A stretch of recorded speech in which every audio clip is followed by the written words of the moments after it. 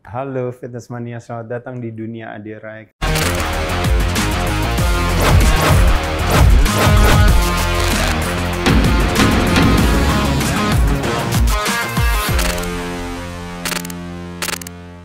Kali ini temanya adalah salah satu dari curhat saya terhadap yang namanya kebijakan kesehatan apakah di dunia maupun di Indonesia. Ya, kita langsung mulai aja ya dengan ceritanya. Ini ceritanya judulnya adalah The Ten Men atau yang dikenal dengan namanya orang ke-10. Jadi ceritanya gini nih teman-teman. Ini ada 10 orang ya. Lagi mungkin acara ngumpul-ngumpul bareng kali ya gitu ya, mau sama-sama mau liburan gitu ya, liburan dekat dengan alam gitu ya. Jadi mungkin pada mau berkemah, mau camping bareng gitu ya. Nah, suatu ketika mereka ini di dalam perjalanannya mereka ini gitu, mereka kan pada jalan kaki semua ya, hiking dan sebagainya. Nah, mereka ketemu dengan yang namanya sungai. Ini kelihatan ya, ini kayak sungai ya. Ini sungai ya gambarnya ya. Jadi mereka melewati sungai itu.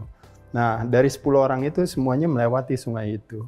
Nah, ketika semuanya melewati sungai itu, begitu kelar selesai ya mereka makan-makan di sini. Nggak berapa lama teman-temannya kaget. Kenapa? Karena dari teman-teman tadi yang melewati sungai tadi itu semuanya dia dalam hati dia bilang, kok kalau saya hitung lagi kok kita kok kurang ya dari 10 orang itu. Kurangnya gimana? Kata temannya. Coba deh kamu hitung deh. Jadi masing-masing temannya dia ngitung. Coba deh 1, 2, 3, 4, 5, 6, 7, 8, 9 dia bilang. Kok cuma 9? Kok cuma 9? Wah, temennya panik. Kok cuma 9 nih? Coba saya ngitung. Dia ngitung lagi. 1, 2, 3, 4, 5, 6, 7, 8, 9. Iya ya, cuma 9. Wah, panik. Akhirnya semua pada sedih. Gimana ini? Aduh, kok kita kehilangan satu orang gitu. Gimana ini? Gimana? Panik banget mereka semuanya gitu ya. Teman-teman nggak panik ya. Teman-teman udah langsung tahu ya ceritanya. Tapi intinya ini dia tuh panik banget, bingung gitu. Nah, suatu ketika di situ ada bapak-bapak yang jaga hutan di situ. Bapak-bapak itu tersenyum dan bilang, kenapa panik gitu. Iya Pak, teman saya hilang katanya. Iya, tadi kita semua bersepuluh. Lalu kita nyebrangin sungai. Nah, ketika saya nyebrangin sungai, ternyata apa yang terjadi? Tadi kita nggak lihat lagi, habis kelar makan gini, pas saya hitung Pak, ternyata jumlahnya 9. Kita kurang 1. Mana yang ke-10? Nah, habis itu bapaknya bilang, coba kamu hitung. Oh ya, saya hitung ya. Dia hitung 1, 2, 3, 4, 5, 6, 7, 8, 9 Pak. Tuh kan 9. Apa yang bapaknya bilang? Bapaknya bilang, coba tangannya kamu, coba. Tadi kan kamu selalu ngitungnya terus keluar. Coba kamu balikin tangannya satu lagi ke dalam, maka apa yang terjadi? Kamu adalah yang ke-10. Nah, poin dari cerita ini memang kelihatannya konyol, tapi sebenarnya itu yang terjadi ketika kita selalu sibuk mencari keluar, kita lupa ternyata sebenarnya jawaban daripada permasalahan dianya ini sebenarnya hanya cukup dengan menunjuk ke dalam. Itu yang terjadi dengan namanya, kalau kita bicara yang namanya kebijakan kesehatan di Indonesia maupun juga di dunia, kita sibuk mencarinya semuanya keluar. Termasuk juga kayak contohnya anak fitness. Kalau ditanya, Mas Ade, kalau badannya mau kurus ya, atau kalau badannya mau berotot, saya mesti beli apa? Saya mesti pakai apa? Saya mesti latihan di mana? Saya mesti latihan sama siapa? Saya mesti beli alat apa? Saya mesti pakai sepatu apa, baju apa, dan sebagainya. Termasuk juga dengan, kalau kita lihat, pendekatan yang namanya kesakitan atau kesembuhan. Selalu beranggapan ada nuansa. Balik lagi ya, nuansanya yaitu adalah jawabannya semuanya adanya di luar. Jadi seolah-olah kita lupa untuk menunjuk diri kita ke dalam, sebenarnya kira-kira sebenarnya jawabannya ada di kita gitu. Tapi kita sibuknya keluar. Sibuk keluar dalam arti apa? Sibuk dengan kita ketergantungan terhadap teknologi, seperti misalnya mungkin obat-obatan yang sifatnya oral, mungkin yang sifatnya injeksi, mungkin operasi, mungkin radiasi, mungkin reposisi, dan sebagainya. Makanya kenapa pendekatan daripada sebuah kesakitan itu cenderung pendekatannya adalah sifatnya farmakologis ya, gitu.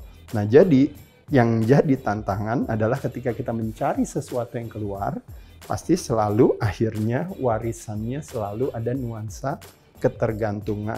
Satu. Kedua, ada nuansa berbayar, yaitu mahal dan susah, gitu. Dan yang ketiga, kita harus hidup dengan dampak sampingnya atau side effect-nya daripada penggunaan perjalanan ini. Oh berarti nggak bagus dong Mas Ade? Bukan nggak bagus. Ini semua kita tetap harus mesti hargai kalau kita berada di dalam suatu yang namanya nuansa sense of urgency. Jadi teman-teman mesti paham. Jadi karena urgensi, karena mungkin kecelakaan, karena mungkin kita harus melakukan yang namanya intervensi secara cepat sebelum nanti bisa terjadi mungkin prematur kematian dan sebagainya, atau kesakitan yang tidak tertahan. Makanya kenapa harus ada ini semua teman-teman sekalian. Tapi balik lagi, jawaban daripada pendekatan kesehatan yang sesungguhnya harusnya adalah apa? Sesuai dengan profil kesakitan atau klaim BPJS Kesehatan, yaitu ada 95% penyakitnya disebabkan adalah karena penyakit perilaku yang disebabkan karena ulah perilaku kita sendiri. Makanya pendekatan daripada dunia kesehatan harusnya pendekatannya adalah selalu bernuansa ke dalam. Ke dalam artinya apa? Ke dalam artinya kita berfokus kepada ulah perilaku kita sendiri. Coba saya cek perilaku saya. Jadi saya lihat, saya tunjuk ke diri saya. Bukannya sibuk mencari obatnya, dokternya harus yang mana, rumah sakit yang mana. Tapi lebih kepada tunjuk lagi ke perilaku kita sendiri. Perilaku saya gimana? Apakah saya masih pola geraknya, pola makannya, pola istirahatnya, pola berpikirnya yang masih bagus? Apa udah jelek atau nggak pernah diperbaiki? Nah kita mulai lihat di sini ya teman-teman ya. Nah saya akan mencoba untuk membuat satu penyederhanaan aja ya. Selain tentunya adalah kalau kita ngomongin dalam arti pola istirahat ya. Itu di luar dari itu aja ya. Tapi secara umumnya. Pola gerak itu terbagi atas pola gerak badan. Yaitu adalah gerak berolahraga kalau kita bicara di sini. 2, pola gerak mulut atau makan. Kita berbicara diet dan nutrisi. Pengaturan pola makan. Mulut kita adalah sumber kesehatan dan sumber kesakitan. Pola gerak pikiran dan nafas kita termasuk juga istirahat ya tadinya di sini ya. Nah jadi kita bersedia gak untuk membuat satu investigasi ke dalam, tunjuk ke dalam sebagai orang yang ke-10 tadi gitu untuk bisa melihat. Jadi sebelum kita nanti minta tolong sama dokter, sama rumah sakit, sama apotek, sama operasi dan sebagainya, kita coba cek dulu investigasi. Kalau istilahnya yang namanya self study gitu atau bahasa Sanskertanya itu namanya swadaya ya, yaitu pendekatannya kalau tadi farmakologis keluar, pendekatan ke dalam adalah pendekatan secara fisiologis dengan bernuansa warisan kemandirian, tidak berbayar, tapi kadang-kadang teman-teman yang mahal apanya? Niatan, motivasi, itikadnya ya gitu ya, mudah dan murah, bukan yang dapat side efek. Kalau kita merubah pola perilaku kita, yang kita dapat adalah it's all side benefits ya. Nah jadi kita langsung bahas satu-satunya apa aja yang kita lakukan teman-teman sekalian, yaitu adalah permasalahan hari ini ya. Kalau semua kebijakan kesehatan sibuknya di kuratif, maka biayanya pasti akan terlalu tinggi dan mahal. Tapi kalau kita mau bersedia untuk melakukan yang namanya preventif dan promotif pola hidup sehat, maka biayanya akan lebih murah. Makanya kenapa Jaminan Kesehatan Nasional Kartu Indonesia Sehat, kalau di Indonesia ini salah satu, kalau istilahnya healthcare programnya yang ada di Indonesia, itu hanya akan terselenggara dengan baik kalau memang terjadinya yang namanya konsep daripada dengan gotong royong semua tertolong itu. Yaitu adalah apa? Hanya dengan banyaknya yang dominan, orang yang kuat, orang yang sehat, orang yang muda, orang yang mampu, ini lebih banyak daripada ini, maka program ini akan terselamatkan. Tapi kalau ini yang lebih banyak, makanya akan defisit seperti di awal-awal program ini terjadi. Paham ya teman-teman sekalian? Nah, jadi apa yang bisa kita lakukan untuk menunjuk lagi ke diri kita sebagai orang ke-10 untuk ke dalam apa nih yang bisa saya lakukan? Yang bisa kita lakukan adalah yuk teman-teman kita mulai melakukan aktivitas gerak badan. Gerak badan terbagi atas 2, melatih otot jantung dan melatih otot rangka. Otot jantung dikenal yang namanya cardiovascular exercise atau cardiac exercise. Jadi otot is the most important muscle yang ada di badan kita adalah otot jantung. Makanya kenapa kalau orang tanya, sebutkan teman-teman ya, 5 jenis olahraga yang paling populer di Indonesia. Pasti semua teman-teman sebut, oh sepak bola, bulu tangkis, oh lari, oh berenang, oh naik sepeda. Itu semua pasti kardio. Jadi masuk semua di sini ya. Berbagai jenis-jenis kardio bisa dilakukan di luar ruangan, di dalam ruangan biasanya berhubungan dengan alat bantu ya, treadmill, cross trainer dan sebagainya. Atau yang terorganisir nih yang disebut namanya group exercise.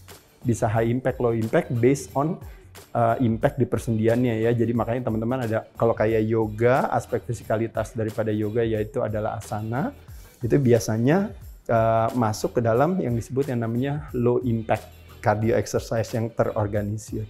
Kalau misalnya teman-teman zumba gitu ya, salsa, atau misalnya mungkin Taibo atau body combat atau body pump atau apa gitu ya. Nah itu high impact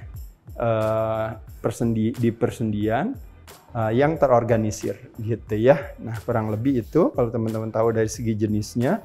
Selain itu juga bisa dibagi juga dengan kalau biasanya durasinya lebih panjang dengan intensitasnya rendah, itu disebut namanya aerobik.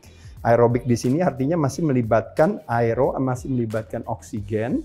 Jadi kalau kita berbicara yang namanya buat bakar lemak, kita maunya melakukan aktivitasnya aerobik gitu. Karena kalau kita berbicara yang namanya mitokondria di sel di dalam tubuh kita, dia mensyaratkan masih terjadinya oksigen untuk dia menggunakan yang namanya makanan kita untuk dibakar menjadi tenaga gitu ya.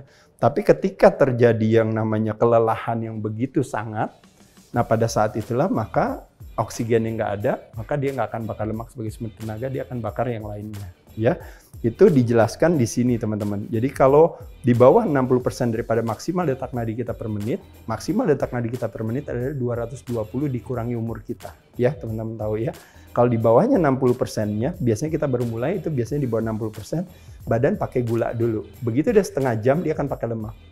Nah begitu udah kira-kira 60-80% naik lagi, sekitarnya mulai ngos-ngosan, dia akan pakai otot sebagai sumber tenaga. Nah teman-teman paham aja itu. Problemnya sama otot dipakai untuk dipecah, yang jadi tantangannya cuma satu.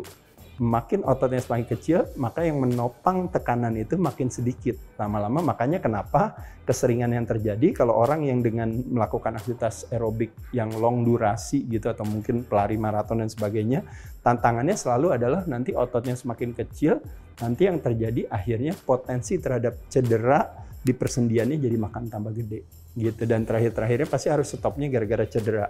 Nah cederanya nanti yang disalahin larinya, padahal bukan salah larinya, tapi salah terjadinya yang namanya sarkopenia, pengurangan, kehilangan si otot tadi karena kebiasaan berada di dalam situasi di mana badannya selalu bakar otot gitu, padahal kita maunya bakar lemak kan gitu ya. Apalagi kalau teman-teman harus melakukan berjam-jam kardionya ya, kalau kadang-kadang 42 km gitu ya, atau berapa lagi gitu ya. Jadi belum lagi ada yang apalagi Ultraman ya, apa sih?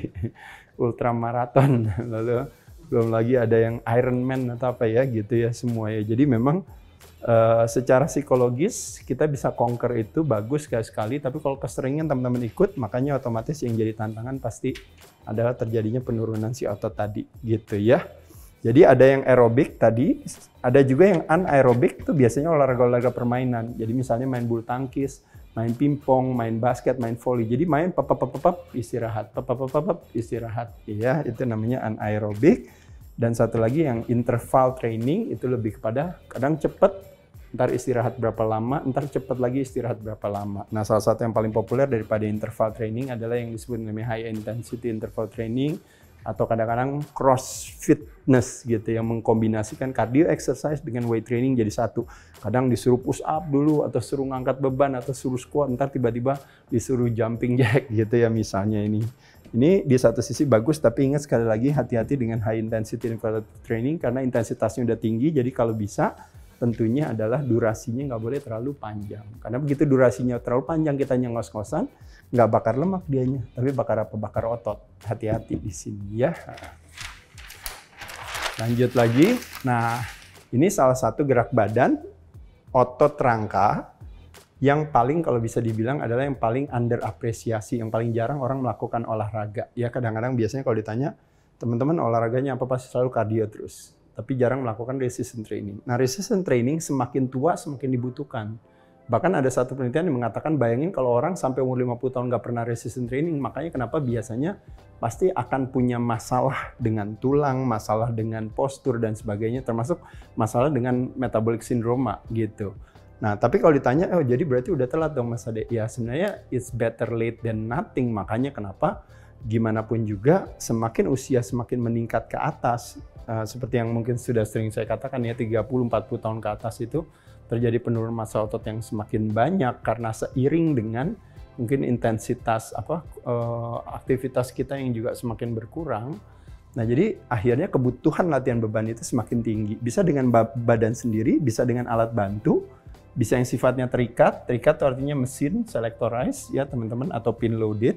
Bisa juga yang free weights, yang bebas, dumbbell, barbell, kettlebell, lalu mungkin apa juga gitu ya. Nah, kalau badan sendiri itu kadang-kadang yang sekarang yang populer misalnya calisthenics gitu ya, misalnya itu juga bagus juga ya. Prinsipnya daripada latihan beban adalah membakar gula paling efektif dalam waktu yang paling singkat. Jadi yang menjadi permasalahan daripada kontribusi kesehatan kita gitu, kecenderungannya ketika berat badannya kebanyakan pada kelebihan, production of insulinnya juga tinggi, terjadi yang namanya sel tidak sensitif lagi terhadap insulin. Makanya menyenangkan kalau kita rajin melakukan aktivitas latihan beban. Selain itu juga otot rangka kita dan juga liver itu bisa menampung sampai kurang lebih 1.500 kilokalori untuk menjadi cadangannya gitu. Kalau teman-teman tahu. Makanya kenapa otot rangka kita disebut yang namanya is the largest site of glucose disposal, tempat pembuangan sampah gula terbesar di badan kita. Jadi problemnya ototnya nggak pernah dilatih, jadi tempat sampahnya, tempat penampungan gula ini kecil. Sehingga jadi akhirnya semua disimpan di dalam sel lemak. Dan lemaknya kemana-mana. Gitu loh. Nah jadi oleh sebab itu, kenapa enggak?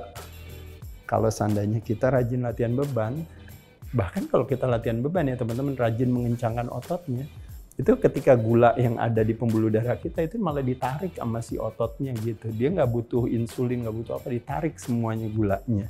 Jadi untuk teman-teman yang belum melakukan aktivitas latihan beban, kita mulai latihan beban. Selain itu latihan beban, nah ini yang tadi saya katakan, meningkatkan sensitivitas insulin, otomatis akhirnya resistensi insulin itu potensinya menjadi berkurang. Selain daripada itu juga membantu postur tubuh kita juga akan jadi lebih baik ya, karena otot rangka itu adalah salah satu organ di tubuh kita yang paling boros dan paling banyak gitu. Nah jadi teman-teman bisa lihat sekali lagi ya, jadi kalau rajin latihan beban akan mempengaruhi postur tubuh kita. Postur tubuh kita itu berhubungan dengan signal. Signal berhubungan dengan makanan otak dan juga makanan si otot gitu ya. Dan kalau teman-teman yang sudah sering saya kemukakan, ini yang disebut yang namanya triad, yang namanya otot, tulang, dan lemak, yang disebut yang namanya osteosarcopenia obesity. Jadi ketika permasalahan sarkopenia ototnya berkurang, makanya akhirnya berpengaruh ke tulang. Otot dikencangkan yang terangsang kekuatannya tulang. Otot nggak dikencangkan, masalahnya tulang. Kalau permasalahan tulang orang tua, selalu yang disalahin adalah kurang minum susu. Gitu ya. Padahal kenyataannya adalah karena ototnya yang berkurang. Nah jadi ketika ototnya berkurang, maka tulangnya bermasalah. Tulangnya bermasalah terjadi namanya osteopenia, permasalahan tulang. Nah, permasalahan tulang terjadi pasti akan mempengaruhi permasalahan gerak, dan permasalahan gerak akan mempengaruhi permasalahan lemak. Jadi lemaknya jadi naik, tulangnya turun, ototnya turun. Maka ketika itulah akhirnya berat badannya naik. Nah, berat badannya naik adalah dia representasi daripada penyakit metabolic syndrome, penyakit yang berhubungan dengan jantung dan pembuluh darah. Tekanan darahnya bermasalah, gula darahnya bermasalah, apalagi yang lain, kolesterolnya bermasalah, terjadi pengentalan darah, akhirnya bermasalah ke tempat-tempat lain, inflamasi dan sebagainya. Oleh sebab itu, kelihatannya otot sederhana, tapi ternyata bisa menjadi obat yang sesungguhnya. Teman-teman balik lagi gitu, mau cari obat di luar silahkan, tapi tunjuk ke dalam as a statement, jawabannya daripada permasalahan. Kok teman saya hilang? Ternyata nggak hilang, ada. Kok kesehatan saya hilang? Ternyata nggak hilang, ternyata kesehatan saya ada. Kalau saya bersedia untuk merubah ulah perilaku saya. Paham ya teman-teman sekalian nih? Jadi yang terakhir satu lagi adalah lebih kepada kita belajar untuk gerak pikiran dan gerak nafas. Gerak pikiran dan gerak nafas itu lebih kepada apa teman-teman sekalian? Sebenarnya lebih kepada gerakan pikiran kita itu biasanya cerminan nafas kita. Gerakan nafas kita itu cerminan pikiran kita. Jadi kalau kita bilang kita lagi kesel, lagi sebel, lagi marah, lagi kecewa, terus nafasnya pendek dan pelan. Ketika kebalikannya kita lagi banyak rezeki, dekat dengan orang yang kita kasihi, mungkin lagi jatuh cinta dan sebagainya, nafasnya biasanya panjang dan pelan. Panjang dan pelan dan pendek dan cepat itu adalah representasi daripada stress dan relax response. Nah, teman-teman bisa tahu kalau kita berbicara arsitek sistem kekebalan tubuh kita, yang menjadi palang pintunya untuk imunitas kita bisa naik atau bisa turun, itu yang disebut dengan yang namanya persepsi sebagai komando center atau yang dikenal dengan yang namanya sistem syaraf kita. Nah, jadi kalau istilahnya badan manusia itu adalah is a walking ecosystem of kuman itu sendiri. Badan manusia adalah kumpulan daripada kuman. Kita ini ada kumpulan daripada kuman yang dibalut oleh kulit. Apa bedanya kuman yang ada di badan kita dengan kuman yang ada di luar badan kita, yang kita lihat mungkin di lantai ini dan sebagainya? Jawabannya adalah mereka tidak punya komando, sedangkan kuman yang ada di dalam tubuh kita itu memiliki satu komando, unifying principle yang kita sebut dengan namanya nervous system atau sistem syaraf sebagai komandonya. Pertanyaannya, sistem syaraf yang menjadi persepsi kita, persepsinya diadopsi apanya? Ketakutan dan kecemasan gitu, atau lebih banyak keikhlasan dan rasa bersyukur? Ayo coba teman-teman mau yang mana? Nah, ketika kita adopsi ketakutan dan kecemasan sebagai lifestyle kita, maka otomatis kita akan mengirim signal berproteksi selnya. Karena yang terjadi adalah yang kita aktifasi adalah yang disebut dengan namanya sympathetic nervous system. Akhirnya terjadi stres, modenya adalah fight or flight. Jadi mungkin nggak kalau seandainya kita lagi merasa terancam dikejar sama beruang gitu, apakah badan mau mencerna makanan dengan baik, apakah kita mau reproduksi, apakah tadi bisa mencerna makanan, apakah asam lambungnya naik gitu ya, itu semuanya nggak terjadi gitu ya. Akhirnya semuanya justru kebalikannya, dengan situasi keterancaman tersebut otomatis mengharapkan imunitas naik tidak terjadi.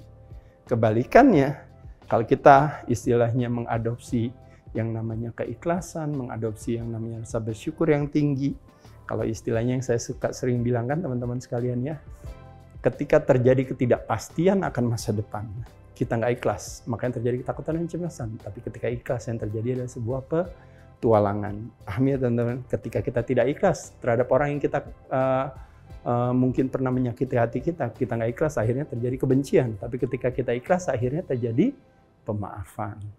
Begitupun juga orang lain berbuat lebih baik dari kita nggak ikhlas, yang terjadi adalah jealousy, kecemburuan. Tapi ketika kita ikhlas, akhirnya jadi motivasi. Termasuk juga hari ini teman-teman sekalian, dalam segala hal, dalam urusan politik apalagi terutama gitu ya. Ketika terjadi sebuah perbedaan kita tidak ikhlas, maka yang terjadi adalah nanti udah konfrontasi, diskriminasi gitu ya. Tapi ketika kita ikhlas terhadap perbedaan, maka yang terjadi adalah toleransi. Jadi teman-teman, dengan adanya sebuah keikhlasan dan rasa bersyukur yang tinggi, akhirnya si persepsi itu mengirim signal rest and digest. Apa yang terjadi? Badan tumbuh dan berkembang, badan kuat, maka imunitas meningkat. Teman-teman sekalian, sekali lagi, berbagai aktivitas yang kita tunjuk ke diri kita sendiri untuk kita bilang, saya nasib kesehatan saya ada di tangan saya sendiri. Selama saya bersedia untuk merubah ulah perilaku saya yang mengarahkan saya kepada apa? Kepada sehat, bukan mengarahkan kita pada sakit. Ingat sekali lagi teman-teman sekalian, kalau seandainya kita harus memilih sebuah kebenaran sama kebaikan gitu ya, mungkin boleh untuk saat ini prioritaskan dulu kepada kebaikan. Kenapa? Karena kadang-kadang kalau kita nggak berbuat baik sama diri kita, meskipun kita memegang kebenaran, nanti terakhirnya yang menjadi ganjarannya adalah sakit, bukan hal yang bijaksana. Saya ucapkan terima kasih teman-teman, semoga bermanfaat materinya. Silahkan di-share sama teman-teman dan juga silakan juga berkomentar. Nanti juga kalau ada kesempatan saya juga ikut saling menimpali. Mudah-mudahan kita bisa memotivasi semua pemirsa Dunia Derek untuk bisa punya pola hidup yang lebih sehat dari sebelumnya. Saya ucapkan thank you. Dadah.